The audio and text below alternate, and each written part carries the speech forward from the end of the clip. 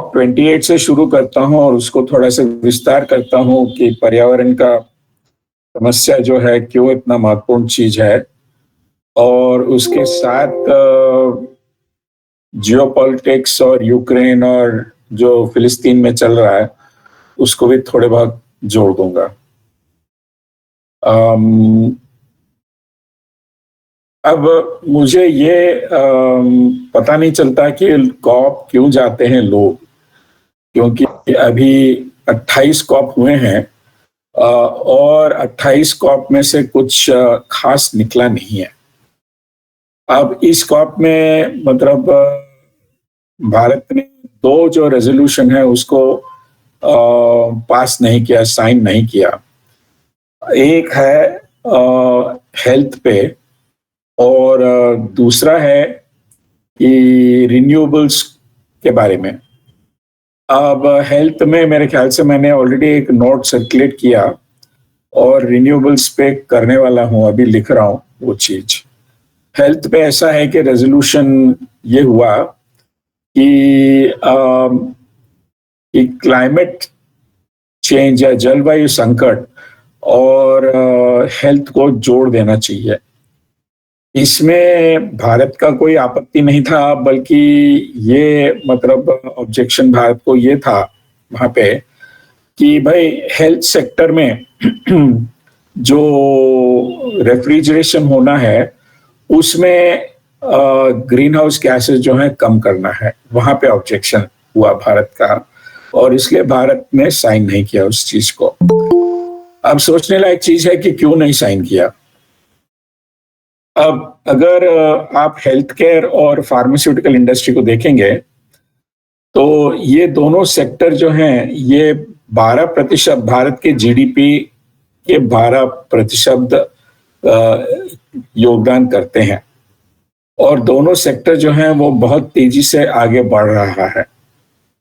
और पूरे उनका रेफ्रिजरेशन जो होता है वो है, मतलब रेफ्रिजरेशन सिस्टम जो है, क्योंकि ठंडा रखना पड़ता है कई सारी चीजों को, जैसे वैक्सीन को ठंडा रखना पड़ता है, ऑपरेशन थिएटर को ठंडा रखना पड़ता है। ये पूरे रेफ्रिजरेशन सिस्टम जो है वो तो ग्रिड पे चलता है, और भारत का ग्रिड जो है ना वो ज्यादा से ज्यादा कोयले पे चलता है। तो इसलिए भारत को ऑब्जेक्शन हुआ है कि भाई ये अगर हम ऑब्जेक्ट करेंगे तो फिर जो मुनाफा ये दोनों सेक्टर बना रहे हैं, और काफी ज्यादा मुनाफा बना रहे हैं, क्योंकि ये दोनों सेक्टर जो है बहुत तेजी से आगे बढ़ते जा रहा है। करीब करीब हर साल 15 से 20% वो उनका ग्रोथ है, ग्रोथ रेट उतना हाई है। तो ये प्रॉफिट कम होने न होने देने के वजह से भारत ने इसको साइन नहीं किया।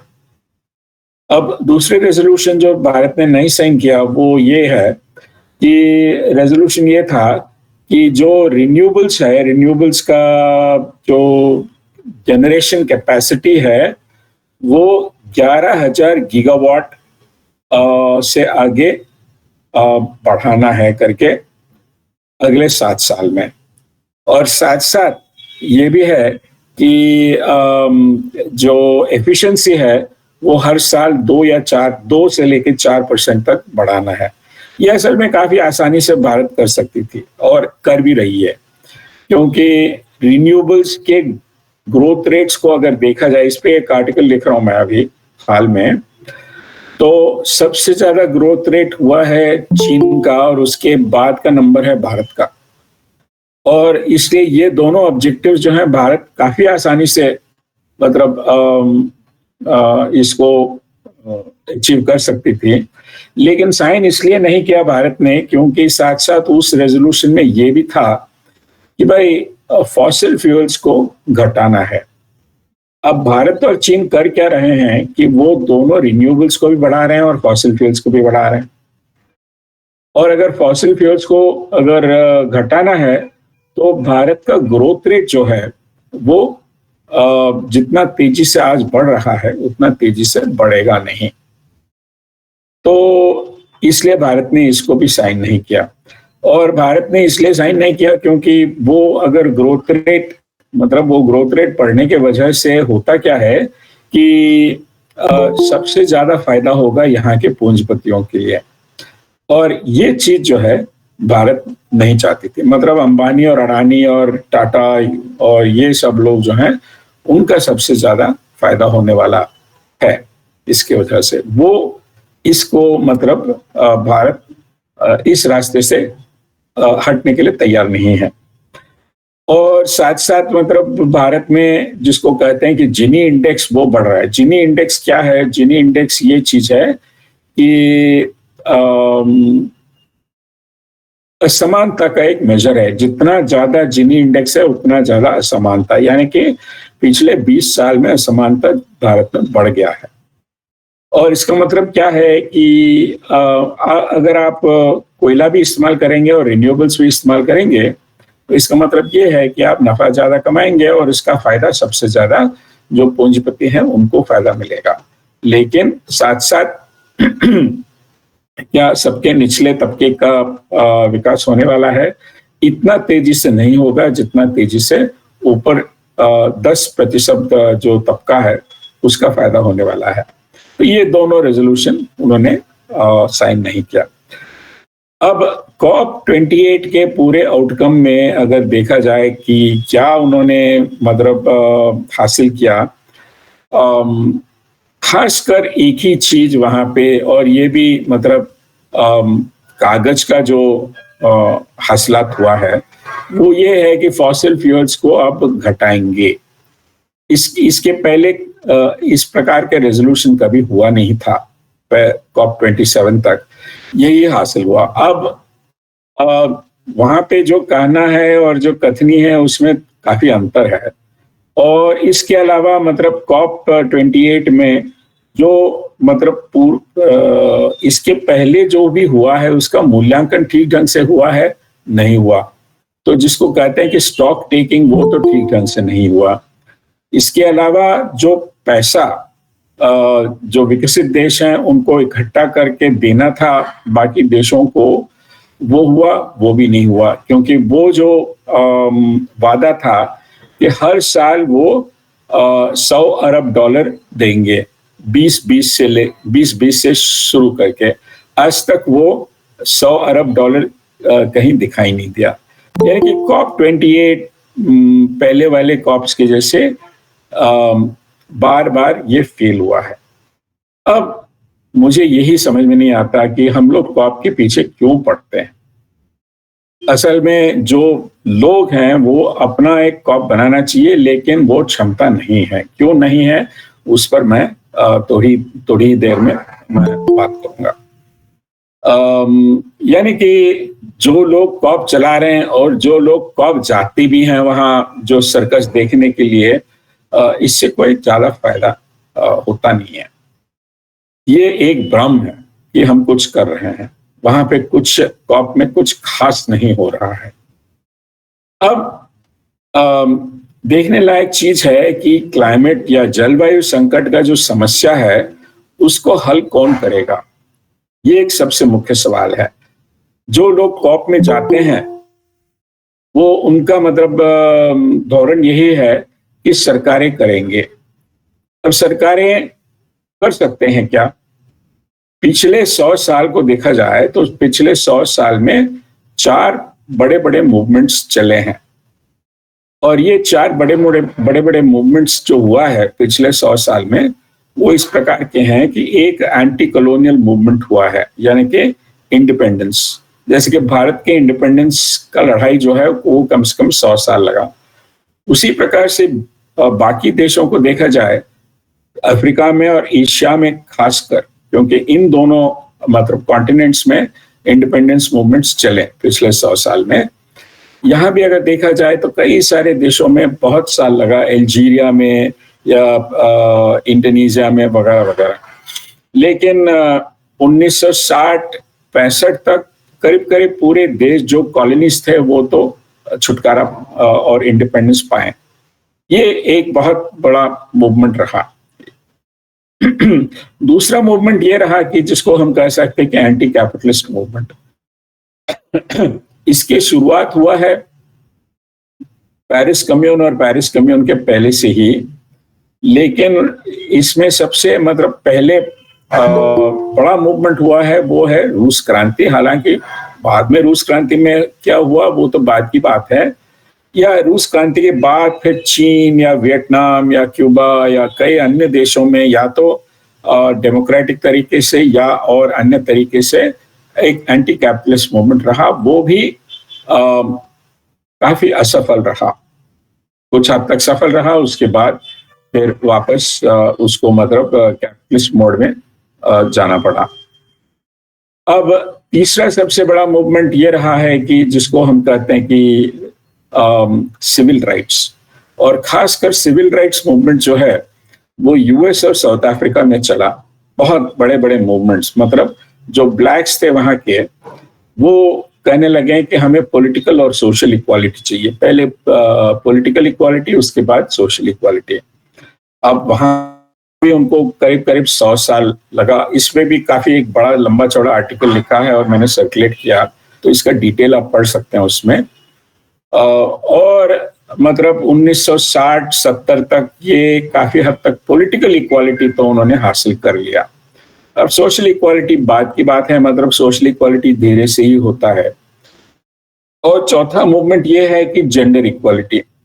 ये जेंडर इक्वालिटी मतलब अब करीब करीब 60-70 साल से चल रहा है। पहले मतलब विमेन्स इक्वालिटी, उसके बाद आज जो जेंडर इक्वालिटी पर लड़ाई चल रहा है वो तो LGBTQ का इक्वालिटी के लड़ाई चल रहा है, और ये अभी भी जारी है। अब इसमें देखने लायक चीज है कि भाई इसमें इसका योगदान रहा है, और अगर आप देखेंगे इसको, इन चारों मूवमेंट्स को, तो इसमें सरकार कहीं भी बहुत ज्यादा मतलब भाग नहीं लिया। सरकार ने दोनों एंटी कॉलोनियल और एंटी कैपिटलिस्ट मूवमेंट्स को अपोज किया। ये चारों मूवमेंट्स जो रहे वो तो पीपल्स मूवमेंट्स रहे हैं, और ये चारों मूवमेंट्स जो हैं ये तो इक्वालिटी मूवमेंट्स हैं, यानी कि पॉलिटिकल एंड सोशल इक्वालिटी के लिए मांग रहे हैं। और साथ साथ मतलब एक हिसाब से देखा जाए सोशल इक्वालिटी में मैं इकोनॉमिक इक्वालिटी भी छोड़ रहा हूँ। अब ये सब क्यों जिक्र कर रहा हूँ? ये कहने के लिए कि जो ये बड़े बड़े मूवमेंट्स हैं, ये बड़े मूवमेंट्स जो हैं ये पीपल लेड हैं, ये कहीं भी सरकार लेड नहीं है। तो उम्मीद रखना कि कॉप कर सकते हैं कुछ जलवायु संकट के बारे में, ये एक गलत बात है। कम से कम ये मैं समझता हूँ। छोटे मोटे चीजें करेंगे लेकिन बड़ी चीजें जो है वो तो कर नहीं सकते सरकारें। अब इसलिए जो आगे आने वाले 100 साल में, 100 साल तक अगर हम लोग सब जिंदा रहें, तो मतलब मानव समाज अगर जिंदा रह गया तो अगले 100 साल में सबसे बड़ा मूवमेंट होने वाला है एनवायरमेंटल मूवमेंट, क्योंकि हमने इतना नष्ट किया है पर्यावरण को कि इसको दुरुस्त करने के सिवा हम जी नहीं सकते। ये बहुत स्पष्ट रूप से दिखाई दे रहा है। इसके लोकल लेवल पे चूंकि हमने पर्यावरण को मतलब ज्यादा छेड़ा है, इसको लोकल लेवल पे आप मतलब प्रदूषण के तुलने में देख सकते हैं, या डिफॉरेस्टेशन या डेजर्टिफिकेशन वगैरह। और इसको यानी कि ग्लोबल लेवल पे आपको जलवायु संकट या ओजोन होल या एटमॉस्फेरिक ब्राउन क्लाउड, इस प्रकार के मतलब रूपरेखा मतलब एनवायरमेंटल डिस्टर्बेंसेस को हम देखते हैं। अब यहाँ पे दो चीजें हैं। एक ये है कि एनवायरमेंटल मूवमेंट इक्वालिटी मूवमेंट के सिवा वो आगे बढ़ नहीं सकता, क्योंकि सीधी सी बात है, अगर किसी ने ये कह दिया कि भाई जैसे भारत कहती कॉप में कि देखो हम कोयला जलाएंगे क्योंकि हमारा विकास होना है और ये क्लाइमेट जस्टिस है, तो फिर जो भूटान है या नेपाल है वो भी यही कहेंगे कि अगर आप जला रहे हैं तो हम क्यों नहीं जलाएंगे। अब अगर सभी देश इस प्रकार से जलाएंगे तो फिर जलवायु संकट जो है वो तो सिर्फ 1.5 नहीं और 2 नहीं और 3 नहीं, शायद 4-5 डिग्री तक वार्मिंग हो जाएगा। तो ये एक बात है कि इक्वालिटी के बगैर एनवायरमेंटल मूवमेंट जो है वो तो आगे बढ़ नहीं सकता। दूसरी बात यह है कि पूरे एनवायरमेंटल मूवमेंट वो मतलब पर्यावरण से हम कितना ले सकते हैं और कितना हम लोग छोड़ना चाहिए, यानी कि सस्टेनेबिलिटी का आज तक डेफिनेशन कहीं भी नहीं है। इसको ढूंढना बहुत जरूरी है, इस पर सहमत होना बहुत जरूरी है। सिर्फ ढूंढना, बहुत बहुत सारे लोगों ने ढूंढे हैं, लिखे हैं, जैसे कि मैंने लिखा है कि भाई 55% हमारे ऊर्जा का खपत जो है वो हम छोड़ देना चाहिए। कुछ और साइंटिस्टों ने लिखा है कि 90% तक छोड़ देना चाहिए। तो यानी कि सवाल सिर्फ इक्वलिटी का नहीं है, सवाल ये भी है कि पर्यावरण से हम कितना ले सकते हैं और कितना नहीं ले सकते हैं। ये सवाल जो है, ये तो एक बहुत ही जटिल सवाल है, इस पर कोई ध्यान नहीं दे रहा। और कॉप और अन्य और जो लोग सोच रहे हैं इस चीज के बारे में, सस्टेनेबिलिटी के बारे में, सततता के बारे में, वो सिर्फ टेक्निकल सॉल्यूशंस, ज्यादा से ज्यादा टेक्निकल सॉल्यूशंस के बारे में सोच रहे हैं। अब ये मूवमेंट जो है, अगर आपको इक्वालिटी पर भी ध्यान देना है और सततता पर भी ध्यान देना है, तो इसका मतलब ये है कि एनवायरमेंटल मूवमेंट जो है ये तो बाकी चारों, पहले वाले चारों मूवमेंट से बहुत ही कॉम्प्लेक्स और बहुत ही मतलब कॉम्प्लिकेटेड मूवमेंट होने वाला है। और ये मूवमेंट जो है, इसका ये नहीं कह सकते हैं कि इसका दिशा एग्जैक्टली क्या होगा। इसको प्रिडिक्ट करना बहुत मुश्किल है, क्योंकि आपको इन दोनों सवालों पर अगर करीब करीब एक पेज पे आना है, तो पूरे विश्व के जितने भी ज्यादा लोग हैं उनको एक ही पेज पे लाना बहुत जरूरी है। लेकिन यहाँ पे हो क्या रहा है कि जो नेशनल बाउंड्रीज हैं वो बीच में आ रहे हैं। आज तक जो नेशनल बाउंड्रीज हैं वो इतना मतलब इस हद तक बीच में नहीं आया जो आज आ रहा है। जैसे कि इंडिपेंडेंस मूवमेंट्स में हुआ क्या कि हर एक देश जो कॉलोनी था वो तो ये बोलने लगे कि हमें मतलब आज़ादी चाहिए, तो लड़े और हासिल किए। और सिविल राइट्स मूवमेंट्स में भी यूएस में उन्होंने हासिल किया, यूएस में, क्योंकि यूएस के जो यूनाइटेड स्टेट्स के, अमेरिका के जो कानून हैं वो तो अलग है भारत से या रूस से या साउथ अफ्रीका से। वो मतलब नेशनल बाउंड्रीज के अंतर्गत वो कर पाए।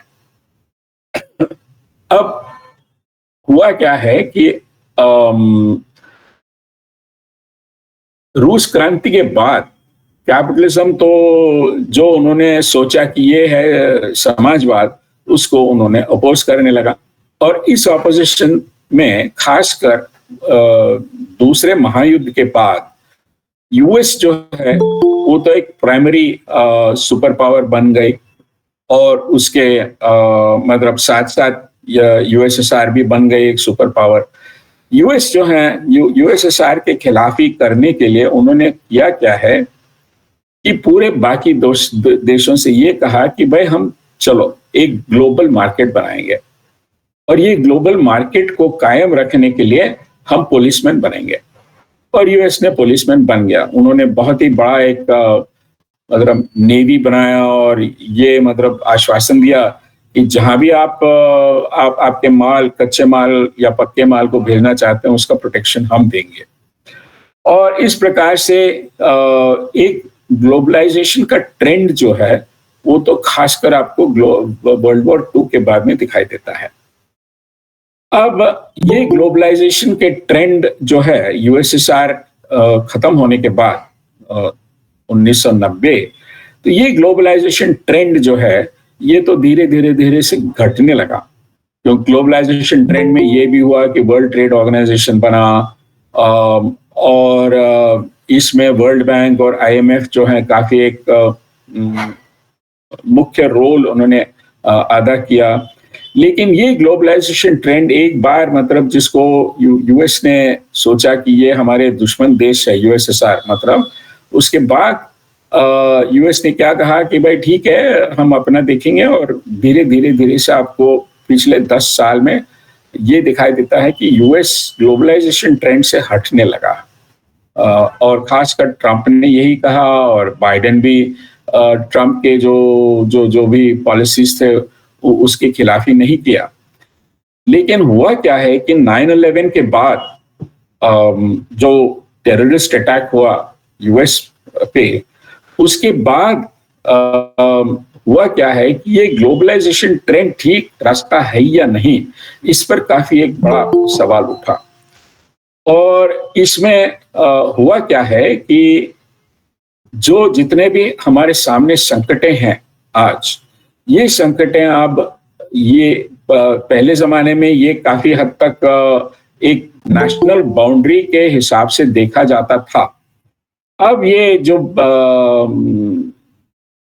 जो ट्रेंड है, ये तो ये दिखाई दे रहा है कि ये अब जो प्रॉब्लम्स हैं वो इतने बड़े बन गए हैं कि ये एक देशव्यापी दृष्टिकोण से हम सॉल्व नहीं कर सकते। जैसे कि कोविड हुआ, तो कोविड तो आप एक सिर्फ नेशनल लेवल पे सॉल्व नहीं कर पाए, इंटरनेशनल कोऑपरेशन चाहिए था उसमें, और उस हद तक इंटरनेशनल कोऑपरेशन हुआ क्योंकि वैक्सीन्स बने, वैक्सीन्स का डिस्ट्रीब्यूशन हुआ ग्लोबली, और मतलब काफी रिसर्च हुआ इस पे वगैरह वगैरह वगैरह।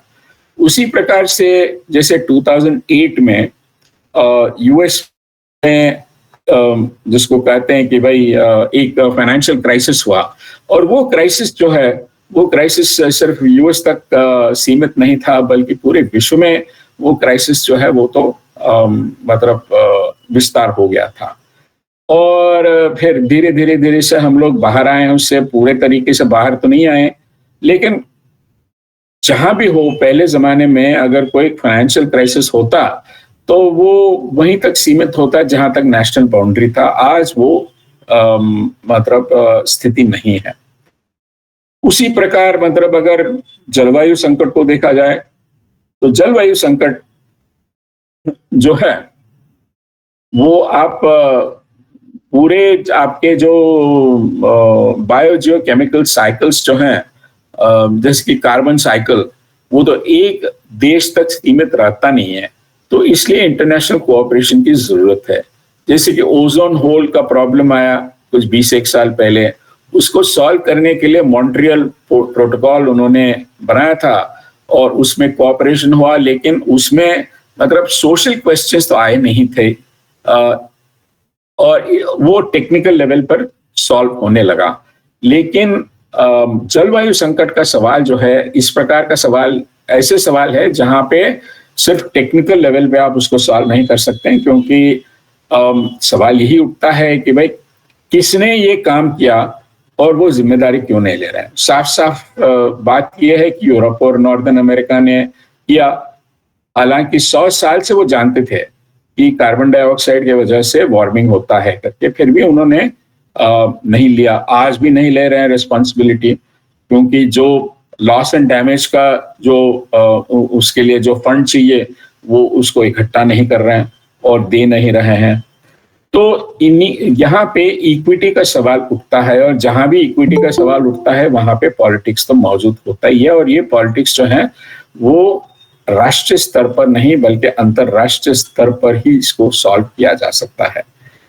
लेकिन फिर भी अगर आप ट्रेंड्स को देखेंगे तो ये ट्रेंड्स तो आजकल ऐसा है कि एक हिसाब से देखा जाए तो नेशनलिस्टिक ट्रेंड्स दोबारा आ गए, क्योंकि जो आपके फोर्सेस हैं, इकोनॉमिक फोर्सेस ग्लोबलाइजेशन की वजह से, या रिस्क फोर्सेस जैसे कि कोविड, या रिस्क फोर्सेस जैसे कि जलवायु संकट, ये तो आपको मतलब एक अंतरराष्ट्रीय स्तर पर ले जा रहा है। ये कह रहा है कि भाई अंतरराष्ट्रीय स्तर पर ही ये जितने भी संकटें हैं इनको सॉल्व किया जा सकता है। फिर भी राष्ट्रीय स्तर पर लोग अभी भी मतलब पुराने जमाने की जो परंपरा चलते हुए आ रहा है, वो लोग यही कह रहे हैं कि लीडरान यही कह रहे हैं कि हम राष्ट्रीय स्तर पर कर सकते हैं, सॉल्व कर सकते हैं, और नहीं कर पा रहे हैं इस चीज को। यानी कि अंग्रेजी में इसमें मतलब कहावत यह है कि this is the last ditch of the nationalistic forces, यानी कि पूरे जो दिशा है वो अंतरराष्ट्रीय स्तर पर अंतरराष्ट्रीय स्तर पे ले जा रहा है हमें, लेकिन जो पुराने जमाने के पॉलिटिक्स खेलते हैं वो तो राष्ट्रीय स्तर पर हमें ले जाने की कोशिश कर रहे हैं। जैसे कि पुतिन जो कर रहा है यूक्रेन में, यूक्रेन का सवाल क्यों उठा? यूक्रेन को बहुत विस्तारित रूप में नहीं जाऊंगा तुरंत।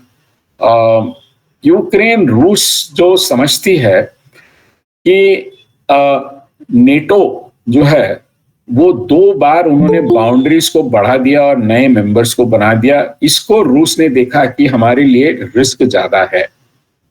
और ये पूरा प्रॉब्लम इस प्रकार से देखना पड़ेगा कि रूस जो है वो तो एक रिसोर्स रिच देश है जहां पे तेल काफी ज्यादा है, और यूक्रेन जो है वहां पे एग्रीकल्चर काफी ज्यादा है। और रूस जो है वो बहुत पहले जमाने से यही समझते हुए आए हैं कि यूक्रेन जो है वो तो एक हिसाब से देखा जाए तो वो एक रूस का ही एक भाग है करके।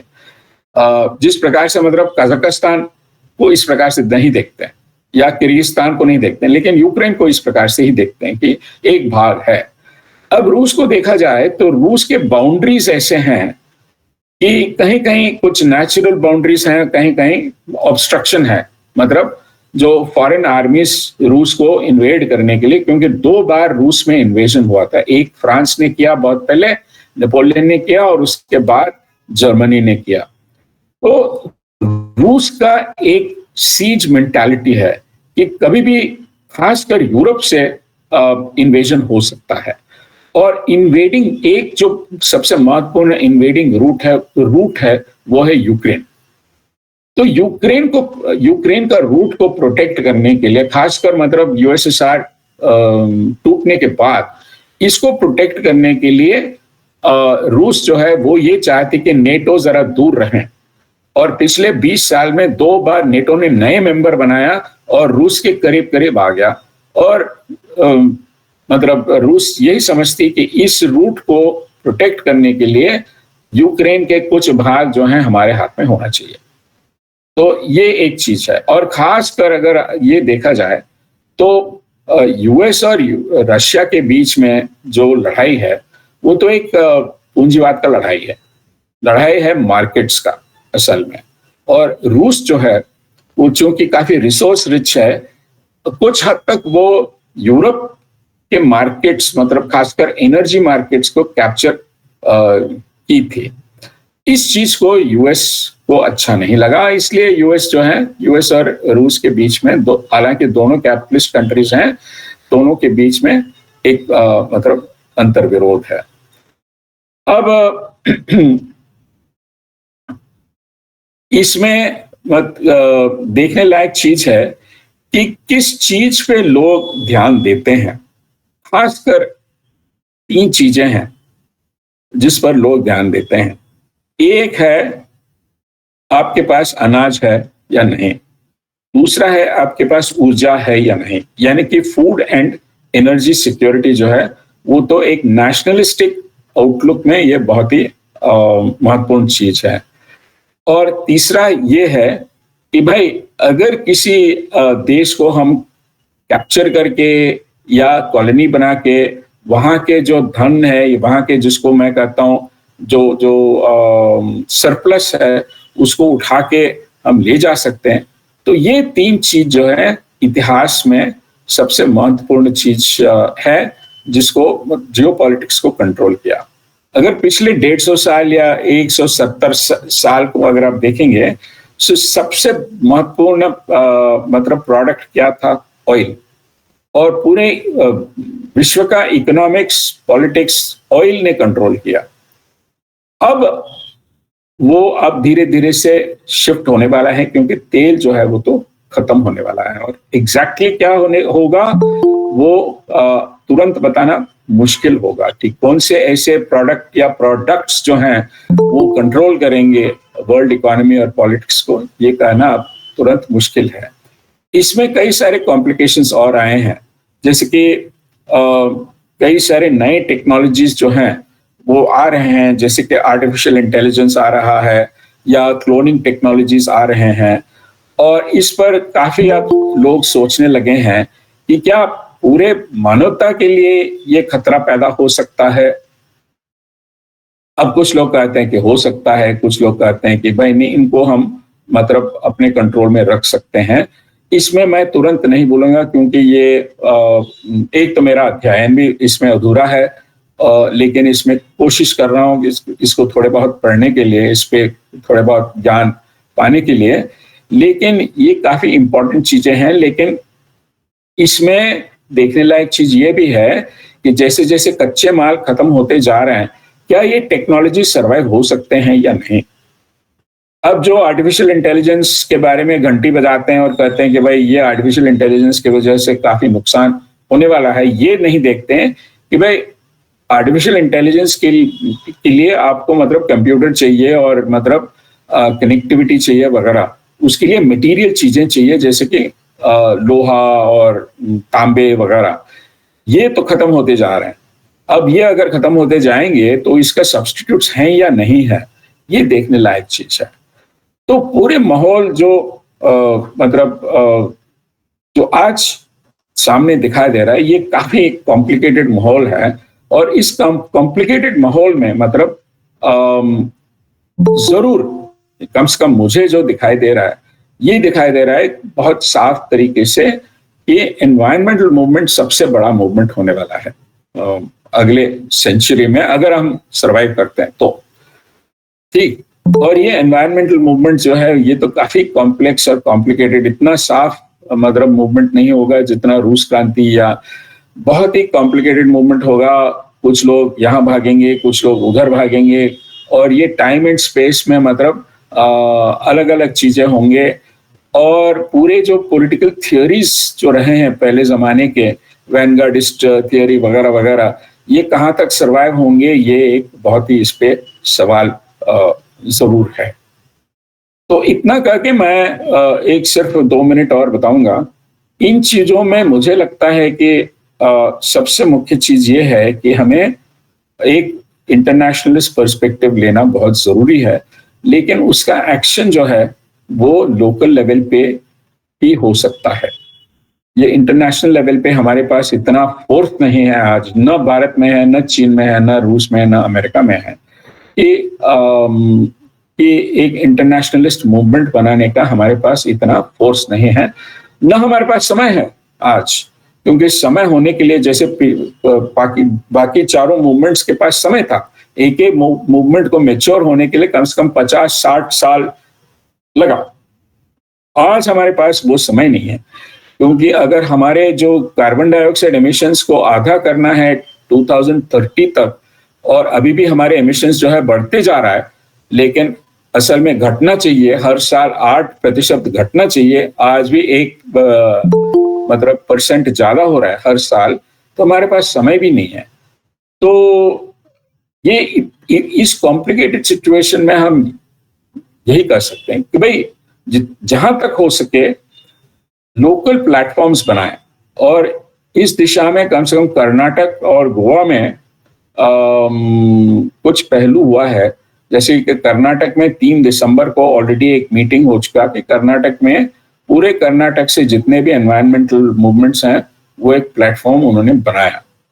और गोवा में 13 जनवरी को एक प्रेपरेटरी मीटिंग होने वाला है, जहां पे पूरे गोवा स्तर पर एनवायरमेंट जितने भी एनवायरमेंटल मूवमेंट्स हैं उनको एक प्लेटफॉर्म पे लाने का एक प्रयास हो रहा है।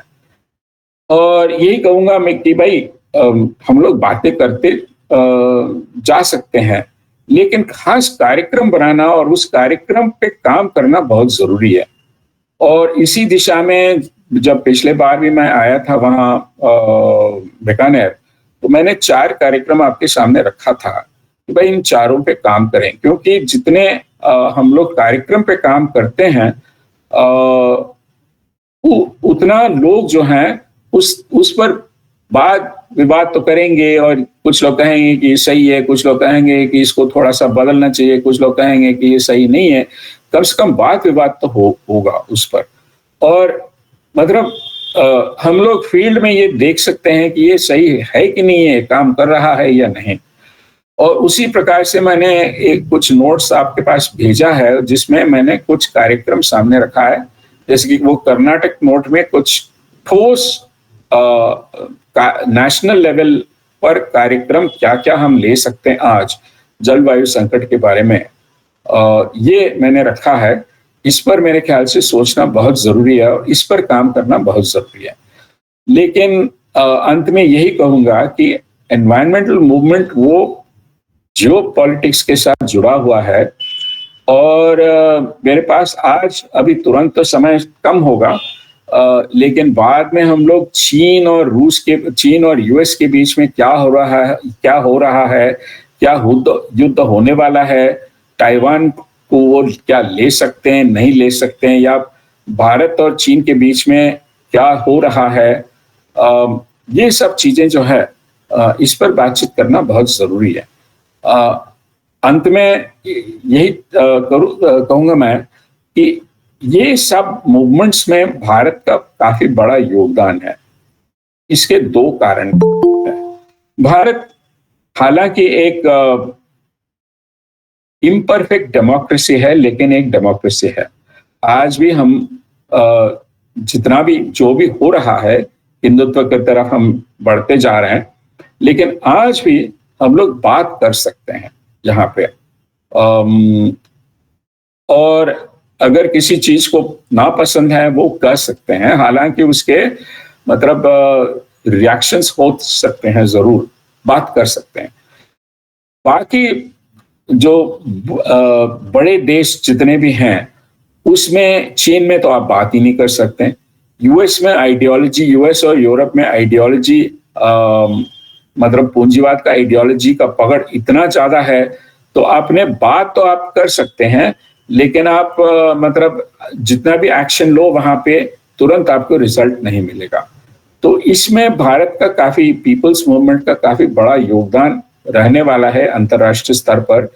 इसलिए भारत में एक दूसरे के साथ प्लेटफॉर्म्स बनाना, हर स्तर पे, सिर्फ पर्यावरण पे नहीं बल्कि हर स्तर पे प्लेटफॉर्म्स बनाना, ये बहुत जरूरी है। हालांकि इसमें कई सारे प्रॉब्लम जरूर रहेंगे कि हमारे दिशा जो है वो कुछ विपरीत हो सकते हैं, ईगो प्रॉब्लम्स जरूर रहेंगे, वगैरह वगैरह वगैरह।